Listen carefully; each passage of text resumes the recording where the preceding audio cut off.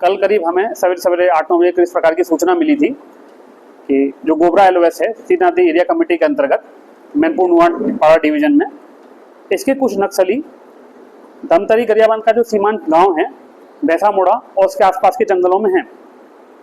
जब हमने इसकी तस्दीक करी हर माध्यम से तो सूचना को हमने सही पाया और तत्काल हमने 11 बजे करीब हमने अपनी पार्टी रवाना कर दी। पार्टी में हमारे करीब 20 से 25 हमारे जवान गए थे धमतरी DRG के, और इन लोगों को जो सूचना मिली तो इन लोगों ने पता लगा कि नक्सलियों का मूवमेंट और आगे आगे बढ़ता जा रहा है।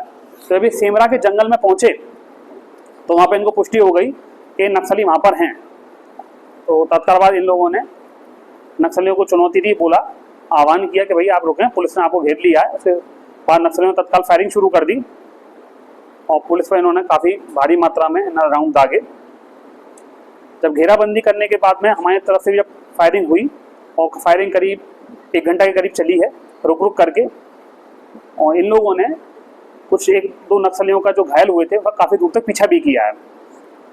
फिर दोपहर शाम तक सर्च करने के उपरांत में हमें एक माओवादी का शव बरामद हुआ था। ये पुरुष माओवादी है और जितनी अभी तक हमें जानकारी मिली है ये उड़ीसा स्टेट कमेटी का है। अभी पहचान कार्रवाई हमारी चल रही है। इसके साथ साथ माओवादी के साथ साथ हमें एक छोटा देसी हथियार भी मिला है जिसमें 315 का राउंड लगता है। एक मोबाइल फ़ोन मिला है, कुछ दवाइयों के पर्चे मिले हैं, दैनिक उपयोग की सामग्री के पर्चे भी मिले हैं वहाँ से, एक पैकेट मिला है। इस मोबाइल फ़ोन में जो है नक्सल साहित्य है, नक्सल गाने हैं, नक्सल वीडियो हैं, यही सब है। अभी वर्तमान में पुलिस जो है जो बाकी की विधिक कार्रवाई रहती है FIR वगैरह दर्ज कर रही है, पोस्टमार्टम की कार्रवाई कर रही है। सर नक्सली कितने घायल? नक्सली जो हमें उम्मीद है, हमारे लड़कों ने देखा है 2 नक्सली घायल होने की उम्मीद है। इसमें एक की पुष्टि कर रहे हैं कि रामदास जो है LOS कमांडर है गोबरा LOS का, वो निश्चित तौर पर घायल हुआ है। उसका इन लोगों ने पीछा करते करते सुपर डोंगरी तक गए हैं। सुपर डोंगरी जो गरियाबंद में पड़ती है उसकी घाटी तक गए हैं। नहीं, महिला नक्सली इन लोगों को स्पष्ट नहीं हो पाया, कई नक्सली थे दूर से देखे हैं, परंतु रामदास की इन लोगों ने पुष्टि करी है। 10 से 15 नक्सली करीब 3 किलोमीटर तक पीछा किए हैं। जो पार्टी 3 किलोमीटर तक पीछा करी है उसका, मतलब एनकाउंटर होने के बाद में इस व्यक्ति विशेष का रामदास का 3 किलोमीटर तक लोग आगे तक गए हैं। नक्सली को कौन लीड कर रहा था? रामदास, जितने हमें सूचना मिली थी, जो प्राथमिक सूचना मिली थी वह रामदास की थी। बाकी तो पुष्टि क्या है कि अगर मान लो कि भविष्य में गिरफ्तार हो गया, नक्सल साहित्य मिलेगा, उसी के माध्यम से हो पाएगा।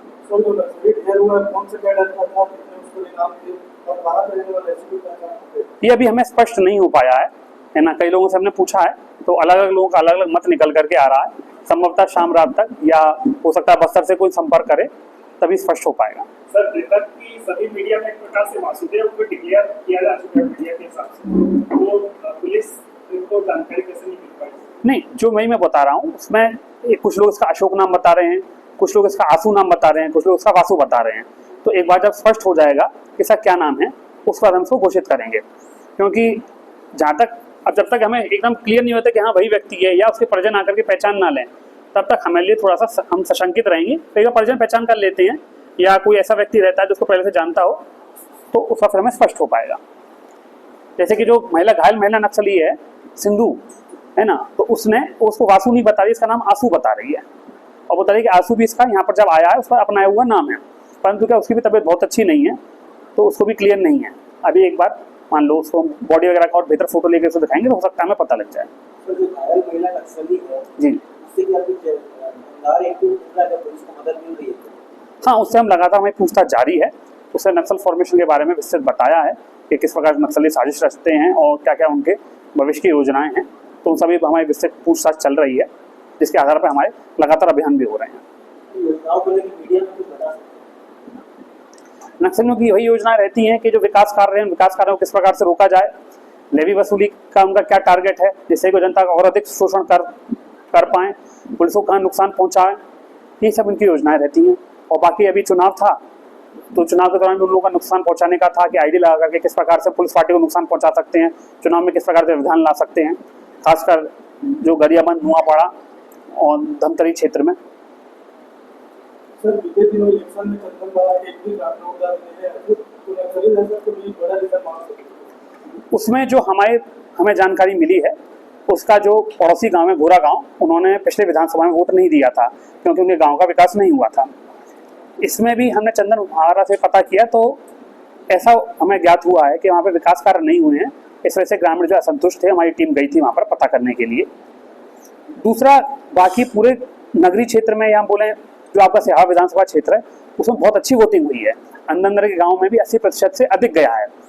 तो मुझे नहीं लगता कि यह विशेष कारण रहा होगा, क्योंकि हर जगह वोटिंग हो रही है तो ये अपवाद कैसे हो सकता है। और वो ऐसा भी नहीं है कि बहुत अंदर का सुदूर गाँव हो, जबकि उससे बहुत सुदूर गाँव है जहाँ पर नक्सलियों का प्रभाव अपेक्षाकृत अधिक है, वहाँ पर भी अच्छी वोटिंग हुई है। जिले में लगभग कितने नक्सली होंगे सर? अब कौन लीड कर रहा है? अभी जो वर्तमान में जो सबसे अधिक सक्रिय है वह सीता नदी एरिया कमेटी पड़ती है। इसका अगर हम ऊपर से स्ट्रक्चर देखें तो उड़ीसा स्टेट कमेटी के अंतर्गत जो डिवीजन है, डिवीजन का पहले नाम मैनपुर नुआपाड़ा था। अभी हमें सूचना मिली इसका नाम बदल करके धमतरी गरियाबंद नुआपाड़ा डिवीजन कर दिया है। तो नाम बदलने के कुछ रीजन भी होते हैं? ये उस प्रकार के हमें अभी साहित्य नहीं मिला है, ना अभी उस प्रकार का हमें कैडर ने बताया है। फिर भी हम इसको जानना चाह रहे हैं। हो सकता है कि जिस प्रकार से हमारी प्रशासनिक इकाइयाँ हैं उसी के अनुसार ये लोग भी कर रहे हैं। पूर्व में जैसे कुछ ग्रेनेड मिले थे जो बस्तर तरफ से जैसे यहाँ मिलते थे, तो ऐसा नहीं है कि यहाँ कुछ बना रहे होंगे या सप्लाई ज़्यादा बढ़ गया होगा? अभी तक हमें इस प्रकार की सूचना हमारे पास में नहीं है कि यहाँ पर निर्माण कर रहे हैं, क्योंकि लगभग हर जगह हमारी पुलिस पार्टी जा ही रही है। कोई भी क्षेत्र अछूता नहीं है, चाहे आपका बस्तर बुडरा से लेकर के चंदन भारा तक, आपका नीचे चमेड़ा से लेकर के ऊपर सिहावा क्षेत्र तक, लगभग हर जगह में पुलिस पार्टी जाती है। तो इस प्रकार के हमें कहीं पर भी कुछ अवशेष भी नहीं मिले हैं। वहाँ पर निश्चित तौर पर नक्सली सक्रिय हैं। नक्सलियों सफाई के लिए कोई बड़ी कार्य योजना जैसे बस्तर में लगातार फोर्स दबाव बना के नक्सलियों पर